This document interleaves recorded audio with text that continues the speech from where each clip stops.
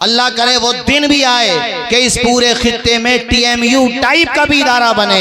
अरे बच्चों के लिए बेहतरीन इंस्टीट्यूट कायम करो, इदारे कायम करो, कोचिंग सेंटर कायम करो। याद रखना, शिक्षा गोया के शेरनी के दूध की तरह होती है, वो जो शेरनी का दूध पिएगा वही तो दहाड़ेगा। क्या बात है। हमारे नवाब भाई भी माशाअल्लाह जलवाबार नजर आ रहे हैं। सुभान अल्लाह, खुश रखे। मेरे साथ वापी गए थे गुजरात हमारे नवाब भाई माशाअल्लाह, आप ही के खित्ते के हैं हजरात।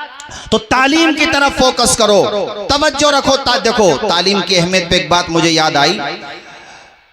जापान में एक बच्ची पढ़ने जाती थी, घर से बहुत गरीब थी, तो उनके वहां से जिस गांव में रहती थी, विलेज में पसमानदा इलाका था, तो वहां से ट्रेन की पटरी जाती थी, तो उस बस्ती में भी एक स्टेशन था, तो वो रोजाना उस स्टेशन से ट्रेवल करती थी। कहाँ? शहर में, जहाँ पे उसका स्कूल था। छोटी सी बच्ची थी। अब जाहिर है 1-2 साल के बाद वहां पे जब रेलवे डिपार्टमेंट ने उस जायजा लिया कि किस स्टेशन से कितनी सवारियां जाती हैं, तो अजीब मामला पेश आया कि उस स्टेशन से पूरे साल में उस बच्ची के अलावा किसी ने सफर ही नहीं किया था। तने तनहा अकेली सफर करती थी। अब रेलवे डिपार्टमेंट ने सोचा कि भाई अकेली बच्ची सफर करती है तो स्टॉप की जरूरत क्या है, वहां पे ट्रेन रुके, खामोखा लॉस होता है। लेकिन एजुकेशन की जो पावर समझते हैं, हमारे वाले होते तो स्टेशन भी खत्म कर देते। अरे हमारे वाले समझ रहे हो कि नहीं समझ रहे हो? इससे ज्यादा मत कहलवाओ यार, आप भी परेशानी में पड़ जाओगे, हम भी परेशानी में पड़ जाएंगे। इतने ही समझ लो बस। उन्होंने, अकील रहमान भाई बड़ी जोर से हंस रहे हैं माशाल्लाह। अच्छा माशाल्लाह, बहुत अच्छा पढ़ते हैं। वहां के रेलवे डिपार्टमेंट ने, पीएमओ ने, ऊपर तक जो भी सिस्टम है, जब बात पहुंची, कहा क्यों, मामला क्या है? एक ही बच्ची ट्रेवल करती है। क्यों करती है? पुअर फैमिली से आती है, गरीब फैमिली है उस बच्ची की, इतना पैसा नहीं है जो किराया पे कर सकें, वो पेमेंट कर सकें किराया, तो वो बच्ची उसी में ट्रेवल करती है, स्कूल में जाके पढ़ती है, तालीम हासिल करने जाती है, उसके अलावा कोई मकसद नहीं। तो जापान की गवर्नमेंट ने ये बात कही कि ये स्टेशन सिर्फ और सिर्फ उस एक बच्ची की तालीम के लिए खुला रहेगा। सुभान अल्लाह, जिंदाबाद जिंदाबाद, सुभान अल्लाह। और उस वक्त तक ओपन रहा वो, जब तक वो उस बच्ची की तालीम मुकम्मल नहीं हो गई। इससे तालीम की अहमियत का अंदाजा होता है कि तालीम कितनी जरूरी चीज होती है, कि सिर्फ उस एक बच्ची के लिए। तो मैं आप लोगों से कहना चाहता हूं मेरे भाइयों, ये नारा मैंने गुज़िश्ता साल भी आपके सामने रखा था, जो मेरे पीर खाने महरेरा मुतहरा का नारा है। और ये सिर्फ नारा उनका नहीं है, हमारा आपका सबका नारा है। और वो ये है कि आधी रोटी खाएंगे। आप तमाम लोग जोर से बोलिए, बच्चों को पढ़ाएंगे। जोर से बोलो, बच्चों को। मेरे पास 10-15 मिनट का टाइम हो रहा है, मुझे 3 बातें और बताना। नंबर 1 पे शिक्षा बता दी मैंने आपको, हालांकि ये और इसमें और भी चीजें मैं बयान करता, लेकिन इतना ही काफी है, शिक्षा। दूसरे नंबर पे आपके सामने मैं रखना चाहता हूं हुस्ने मुआशरत। अपने आप को अच्छा बनाओ, इतना अच्छा बनाओ कि तुम्हारा दुश्मन भी है ना, जब पीठ पीछे आपकी बात हो तो ये उसे भी कहना पड़े यार, दुश्मनी होना ना होना वो एक अलग मैटर है, पर्सनल मैटर है, मगर आदमी है अच्छा, है अच्छा, ये तारीफ करे। देखो हुस्ने मुआशरत और अच्छाई क्या होती है। हजरत अब्दुल्ला इब्ने मुबारक बहुत बड़े मुहद्दिस गुजरे, अमीरुल मुमिनीन फिल हदीस, जिनका सिक्का चलता था और आज भी चलता है। अहादीस जब आप पढ़ेंगे, हम उलमा पढ़ाते मदारिस में, तो उनका नाम अल्हम्दुलिल्लाह जगह जगह आता है। इतना बड़ा नाम अब्दुल्ला इब्ने मुबारक, इतना बड़ा नाम। मैं उनकी अहमियत बताने के लिए सिर्फ एक वाकया बताऊं आपको, और इल्मे हदीस से उनका ज़ौक़ भी बताऊं, कैसे लोग थे वो। इससे तलबा भी सीख लें और आप भी सीख लें कि 24 घंटा हम लोगों ने मोबाइल ही को दे दिया है। टाइम जब बचेगा, अगर मोबाइल का सही इस्तेमाल कर रहे हैं उसकी बात नहीं कर रहा हूं मैं, गलत इस्तेमाल की बात कर रहा हूं। कैसे लोग थे, इशा की नमाज के बाद दरवाजे पे आए वापस, तो नमाजियों में एक मुहद्दिस और बाहर निकले, उनका नाम था अली बिन हसन। बाहर निकले, वो कहा आप भी यहाँ पे नमाज पढ़ रहे थे, मैं भी यहाँ पे नमाज पढ़ रहा था, थोड़ा सा मैं आपसे इस्तिफादा करना चाहता हूँ, यानी इल्मी फायदा उठाना चाहता हूँ। बातचीत शुरू हो गई। दीन नगरपुर के मेरे दीनी भाइयों, आपको हैरत होगी कि उन्होंने इशा की नमाज के बाद जब हदीस पे गुफ्तगू शुरू की, और वो भी सिर्फ एक हदीस पे, यहाँ आधा एक घंटा खड़े होकर तकरीर कर लें तो थकान चढ़ जाती है। वहां पे ईशा की नमाज के बाद उन्होंने जब गुफ्तगू शुरू की इल्मे हदीस पे, और वो भी सिर्फ एक हदीस पे, तो फजर की अजान हो गई थी मस्जिद के गेट पे, मगर उनकी गुफ्तगू का इख्तिताम नहीं हुआ था। ऐसा शौक था उनको पढ़ने पढ़ने, ऐसा शौक था उनको। ये अब्दुल्लाह इब्ने मुबारक, इनका वो दौर था, खलीफा हारून रशीद उस वक्त प्रेसिडेंट थे पूरे आलम इस्लाम के, सिक्का चलता था उनका। उनकी बीवी ने एक मौके पे अपने मकान की छत से देखा कि सरों का सैलाब है, जहां तक निगाह जा रही है सर ही सर नजर आ रहे हैं, यानी निगाहें काम करना खत्म कर रही है, मगर पब्लिक का हुजूम सिमटता हुआ नजर नहीं आ रहा है। लोगों ने अपनी पलकों को फर्श राह बना लिया है, उमड़ पड़ा है सैलाब की तरह मजमा।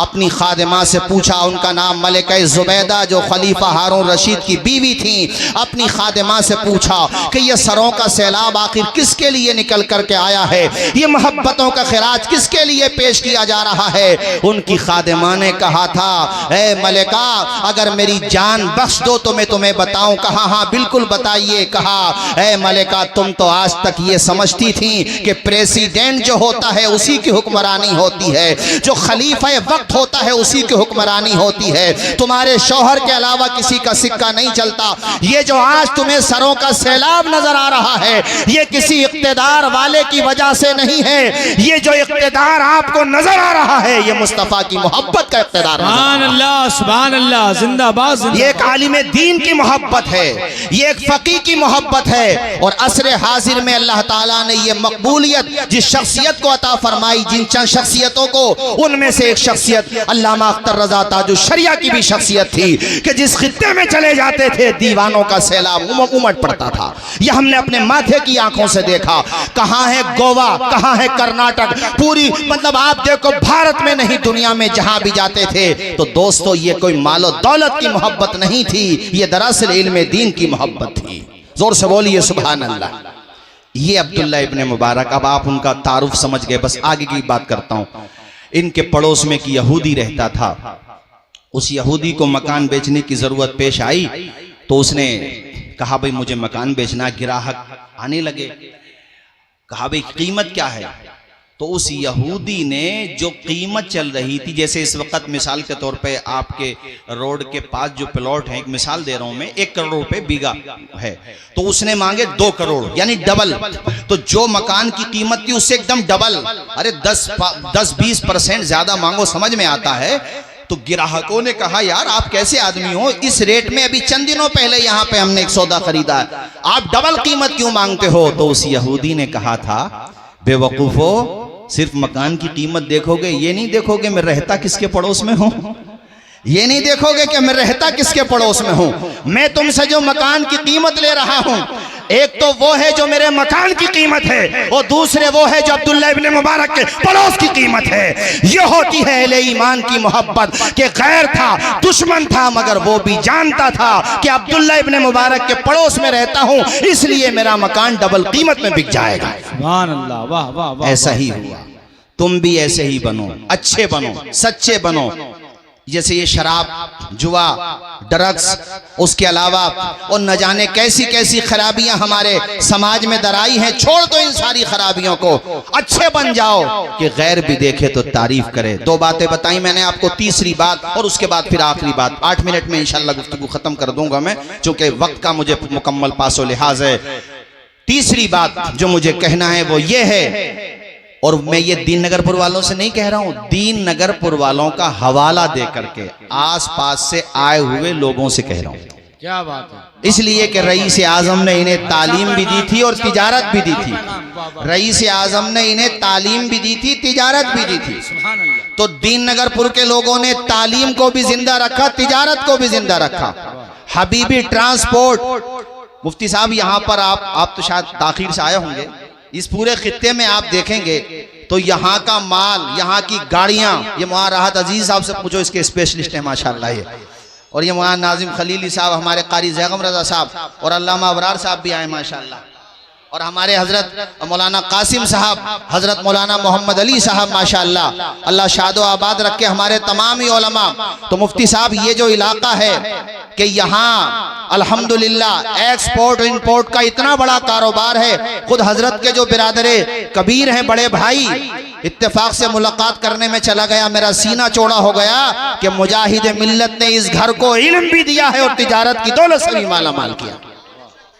और बल्कि उस दिन से मेरा भी मन हुआ, हमें भी कुछ करना चाहिए, और हमने भी अल्हम्दुलिल्लाह स्टार्टिंग की। कभी संभल तशरीफ लाइएगा तो आइए, क्या बात है, इंशाअल्लाह। हाँ, तिजारत क्या बताया, तीसरे नंबर पर मैंने, जोर से बोलो। हमारे नवाब भाई बैठे हैं माशाअल्लाह, इनका काम भी बहुत बड़ा है। जब इदारा बनाओ तो ध्यान रखना, रहमानी साहब, इनका मुलाकात करा दूंगा, वो खुद आएंगे आपके पास इंशाअल्लाह। तिजारत, बिजनेस, सुना, बताओ कितनी फजीलत है। हुजूर ने फरमाया, सच्चा ताजिर यानी जो अमानतदारी के साथ, ईमानदारी के साथ शरई तौर पे बेहतरीन अंदाज में तिजारत करे, झूठ ना बोले, धोखा ना दे, ईमानदारी के साथ तिजारत करे, कल क़यामत के दिन उसका हश्र नबियों के साथ होगा। मुझे याद आया, मैं पढ़ रहा था अभी चंद दिनों पहले, बड़ी बड़ी प्यारी बात पढ़ी और बड़ा मुतासिर किया उस बात ने। नाम हजरत अब्दुर रहमान इब्ने औफ, इतने अमीर सहाबी थे कि रोला था उनका, रोला। जैसे आज अंबानी का नाम चलता है ना भाई, बिजनेस में सही गलत होना उसकी बात नहीं कर रहा, जैसे अंबानी अडानी का नाम चलता है, नाम चलता है कि नहीं इंडिया में, अब्दुर रहमान इब्ने औफ का नाम इससे भी कहीं ज्यादा था। पूरे अरब में उनका नाम फैला हुआ था। अल्लाह ने, और ऐसे सच्चे ताजिर थे कि कोई बंदा उंगली नहीं रख सकता था। उनकी बड़ी प्यारी दास्तान मैंने पढ़ी सीरत की किताबों में कि वो चूंकि मक्का के रहने वाले थे। ये ट्रांसपोर्ट वालों को सबको बता रहा हूं, देखो तुम्हारा हौसला बढ़ेगा। मक्का के रहने वाले थे, हिजरत करके मदीना गए तो मेरे नबी ने रिश्ते मुआखात कायम किया था। ये भी तारीख इंसानी की वाहिद मिसाल है। यहाँ सगा भाई सगे भाई को इंच भर जगह देने तैयार नहीं होता, और वहां पर इंसानियत के नाते, एक मोहब्बत के नाते दूसरे को गले लगाया गया। कहां वो मक्का के रहने वाले और मदीना के अंसार ने उन्हें गले लगाया। हुजूर ने उनमें से अलग अलग को एक दूसरे का भाई बनाया, यानी एक मुहाजिर एक अंसारी आपस में भाई बना दिया। कहा तुम इसके भाई हो, तो उसने कितना हक अदा किया। अगर उसका 1 बीघा का मकान था तो आधा बीघा अपने मुहाजिर भाई को दे दिया। यहां तक कि अगर 2 बीवियां थी तो 1 बीवी को तलाक दे दी। अल्लाह अकबर, इतना बड़ा उन्होंने रोल अदा किया। तो हजरत अब्दुर रहमान इब्ने औफ जिनके भाई बनाए गए, जो अंसारी सहाबी थे, उनका नाम है हजरत साद बिन रबी। सुनो दीन नगरपुर के लोगों, साद बिन रबी ने कहा, आधी प्रॉपर्टी आपकी, आधा मकान आपका, जो भी मेरा आधा है वो आपका। अल्लाह अकबर। अब्दुर रहमान इब्ने औफ ने कहा, भाई आपकी मोहब्बतों का शुक्रिया, सर छुपाने को छत दी, आपने बहुत मोहब्बतों का इजहार किया, मगर मुझे ना तुम ये ना दो। तो कहा फिर खर्चा कैसे चलेगा, तुम्हारा खर्चा है, आगे चल के बाल बच्चों का खर्चा है, और भी अखराजात है, कैसे चलेगा। अब्दुर रहमान इब्ने औफ ने कहा, बस मुझे मदीने की मंडी का पता बता दो। क्या बात है, जरा जोर से नहीं बोलोगे सुभान अल्लाह। दरअस अपनी क्वालिटी पर और अपनी सलाहियतों पर भरोसा देने वाले के फैजात देने वाले के करम पर भरोसा, अल्लाह पाक की अता पर भरोसा। अब्दुर रहमान इब्ने औफ ने कहा, सिर्फ मदीने की मंडी का पता बता दो, और शुरू से शुरुआत की, बिल्कुल स्टार्टिंग से स्टार्टिंग की उन्होंने, यानी आज ही से शुरुआत की। थोड़ा सा जो पनीर खजूरें, और उसी से उन्होंने जो तिजारत शुरू की है, और खुदा ने जो उनको अता फरमाया है, वो वक्त भी आया कि ग़ज़वे तबूक के मौके पर सबसे ज्यादा इमदाद करने वालों में एक नाम हजरत अब्दुर रहमान इब्ने औफ का भी। सुभान अल्लाह, जिंदाबाद जिंदाबाद, सुभान अल्लाह। इससे तुम सीख लेना, मगर तिजारत करते हुए कभी गबन मत करना, धोखा मत देना, झूठ मत बोलना। मिलेगा उतना ही जितना अल्लाह ने नसीब में लिखा है। ये भी नहीं हो कि आपको हर किसी का होटल साफ सुथरा मिलेगा। मुसलमान के होटल पे ऐसे लगता सारी मक्खियों का ठेका इन्होंने ले लिया। गलत तो नहीं कहा मैंने। और दुकान अच्छी चलने लगे दुकान, किसी भी चीज की दुकान, तो सबसे पहला काम यह होगा कि जल्दी से मालदार बन जाओ। जो जल्दी से मालदार बनना चाहता है वो जल्दी से गरीब बन जाता है। उसूल अपनाओ इंसानियत का। और ये मैं यहाँ से सिर्फ पैगाम अपने मुसलमान भाइयों को नहीं दे रहा हूँ बिजनेस का, गैर मुस्लिम भाइयों को भी दे रहा हूँ।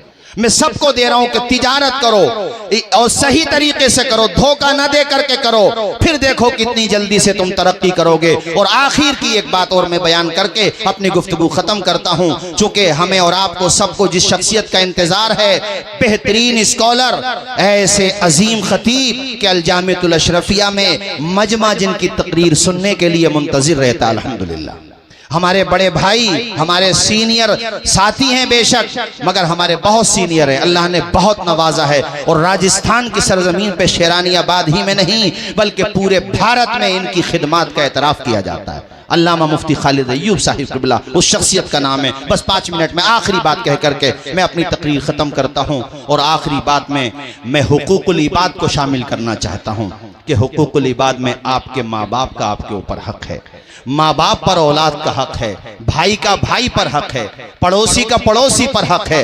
एक दूसरे के हुकूक को अदा करो। एक मुसलमान का दूसरे मुसलमान पर हक है, एक इंसान का दूसरे इंसान पर हक है। मुसलमान तो मुसलमान है। मेरा इस्लाम तो ये कहता है खैरुन नास मन यनफउन नास, तुम में सबसे अच्छा इंसान वो होता है जो दूसरों के लिए अच्छा होता है। तो इसको भी आपको अदा करना है, यानी दूसरों के काम आना है। किसी की राह में अगर फूल ना बिछा सको तो कांटे भी न डालो, अच्छे इंसान बनो, प्यारे इंसान बनो। आज मुजाहिद आजम, रईस आजम हजरत मुफ्ती हबीबुर रहमान साहब को दुनिया क्यों याद कर रही है? मियाँ भूल जाते हैं सब चंद दिनों के बाद, साल 2 साल के बाद अपने माँ बाप को भूल जाते हैं, 20-25 साल के बाद बड़े बड़े लोगों को भूल जाते हैं। जो छपता रहता है उसका चर्चा चलता रहता है, जो छपना बंद हो जाता है उसका जिक्र भी बंद हो जाता है। 20-25 साल, 30-40 साल, अरे आप मुगलों का दौर देख लो, उससे पहले खिलजियों का दौर देख लो, उसके बाद अलग अलग कौमों से जितने भी लोग शासक आए उनका दौर देख लो, कौन किसका नाम याद रखता है? सब भूल जाते हैं। मगर मेरे ख्वाजा गरीब नवाज हिंदुल वली अताए रसूल को 813 साल हो गए, पूरा भारत जानता है, पूरी दुनिया जानती है। साबिर अलाउद्दीन कलियरी को सदियां गुजर गईं, मखदूम सिमनानी को सदियां गुजर गईं, इमाम अहमद रजा को भी 109 साल होने को है, कमोबेश 108 साल हो गए। अल्लाह अकबर कबीरा। मुजाहिद आजम, मुजाहिद मिल्लत का नाम, हजरत सदरुल अफाजिल का नाम, अजमलुल उलमा का नाम, इतना तवील जमाना गुजरने के बाद भी क्यों जिंदा है? वजह सिर्फ और सिर्फ ये है, दामने मुस्तफा से जो लिपटा यगाना हो गया, जिसके हुजूर हो गए उसका जमाना हो गया।